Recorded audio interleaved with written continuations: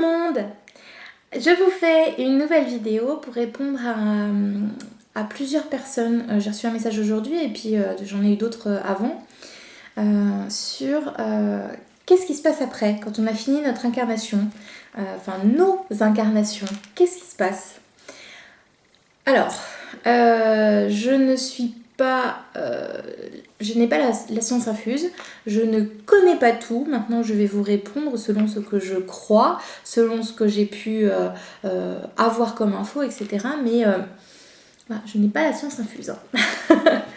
Je préfère le préciser. Alors, en fait, on a tous un cercle d'incarnation. On a tous des choses à apprendre. Donc c'est pour ça qu'on revient sur Terre, etc. Et quand on a terminé d'apprendre, eh ben, qu'est-ce qui se passe? Il se passe que effectivement, on a une promotion, entre guillemets, et on peut devenir effectivement guide spirituel.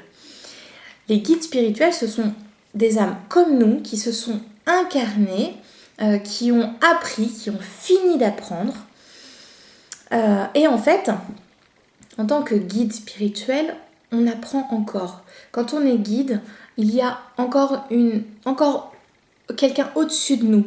Je sais que par expérience, le guide d'une amie qui s'est fait disputer par un plus haut guide parce qu'il a dévoilé des choses qu'il n'aurait pas dû. Donc du coup, ils lui ont... Comment je peux dire ça? Ils lui ont enlevé sa place pour qu'il aille apprendre, pour pouvoir apprendre certaines choses. Et du coup, mon ami a eu un autre guide qui était beaucoup plus évolué. Donc j'ai envie de dire que même quand on est guide, on apprend encore. C'est différent de tout ce qu'on peut apprendre au niveau terrestre, mais on apprend encore. Ensuite, les guides, alors je veux pas dire de bêtises, mais il me semble que même quand on a terminé nos incarnations, quand on a terminé d'apprendre, on peut toujours revenir si on le souhaite. On peut toujours revenir sur Terre. Alors il paraît que c'est pas drôle. Il paraît qu'il faut un sacré courage pour revenir. Donc on est tous très courageux. Youpi. mais on peut toujours s'incarner. Parce que même si nous, on a terminé d'apprendre, on peut quand même revenir pour faire apprendre les autres. On peut être là tout simplement pour aider quelqu'un.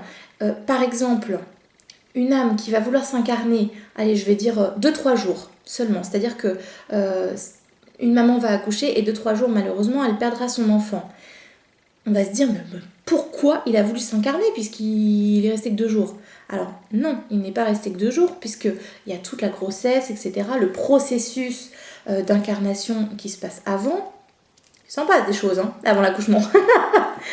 Et du coup, donc lui, par la même occasion, l'âme a appris tout ce qu'il avait à apprendre par ce processus. Mais il a aussi...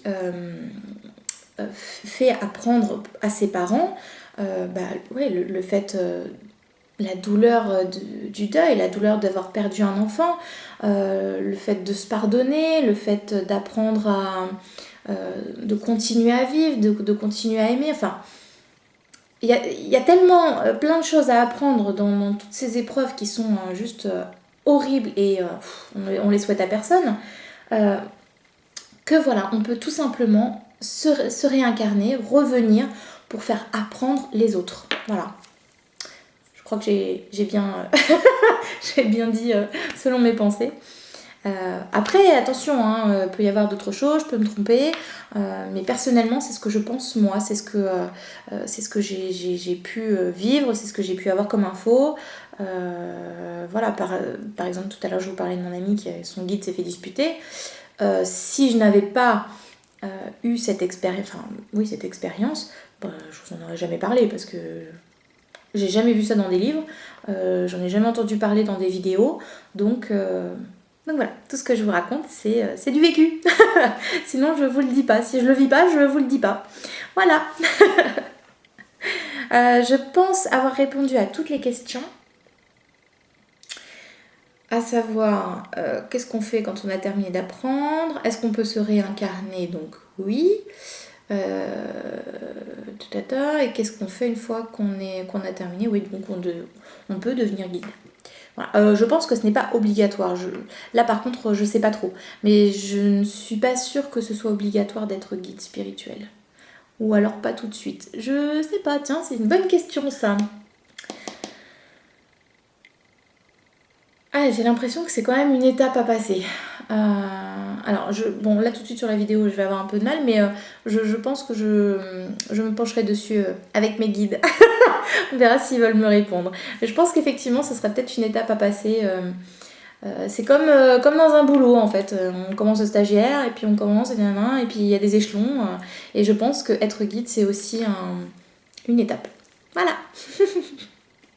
Allez tout le monde, je vous fais plein d'énormes bisous. Prenez soin de vous et à très vite pour d'autres vidéos.